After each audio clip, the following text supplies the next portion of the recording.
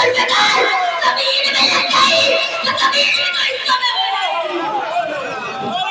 मेरे अली की जुल्फ़िकार ज़मीन में लग गई तो ज़मीन की तो हिस्सों में हो जाएगी। अरे जब जिब्राइल पहुंचे ना जिब्राइल ने तलवार रोकी।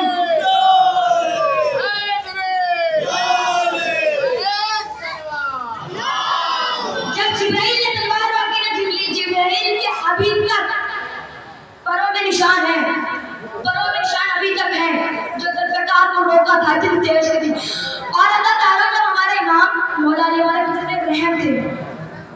अब मौला अली कहने की तरफ आए, कहने की तरफ रो रहे थे, रसूल खुदा ने रोने की आवाज़ सुनी। मौला अली के पास पहुंचे, कहने लगा अली तुम क्यों रो रहे हो? मौला अली ने क्या जवाब दिया? मौला अली ने कहा रसूल खुदा से कहा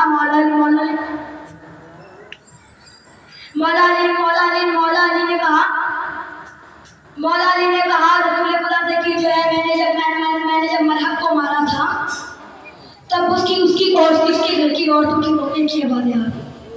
हमारा कितना करीब इमाम है। हाय उसी अली की बेटियां दरार बदर फिराई गई। अदादारो 10 मुहर्रम की सुबह नमदार हुई, सब शहीद हो गए। अब 11 मुहर्रम आ गई।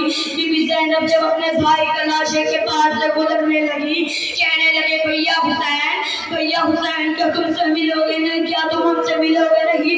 तुम्हारी बहन बंद होके जा रही है। भाई हुसैन क्या तुम हमसे मिलोगे नहीं? अभी थोड़ी देर तक इनका ऊँट चलता रहा। एक टीले के पास से बीबी ज़ैनब का ऊँट गुजरा। उस टीले से आवाज आई, ए मेरी बहन ज़ैनब, ए मेरी यतीम बहन, तुम्हारा भाई यहाँ है। बीबी ज़ैनब ने अपने आप को ऐसे ऊँट से गिराया जैसे मौला अब्बास घोड़े से गिरे। मौला अब्बास के बाजू के लग हो चुके थे।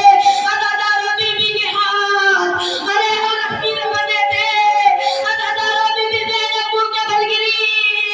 अरे जैसे कृष्ण अपने भाई के लाश अपने भाई के घर के पास पहुंची, जैसे इबादत में अली अकबर के जनाजे पे गए, अरे अपने हाथों के बल गई। इमाम हुसैन के चेहरे पे पत्थर थे, उन पत्थर को अपने हाथों के बल से हटाया।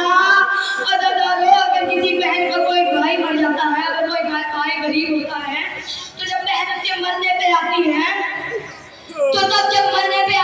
सब जब की नमाज जनाजा कुछ लोग पढ़ाते हैं, कुछ लोग चले जाते हैं, कुछ लोग कहते हैं कि हम सुबह तक के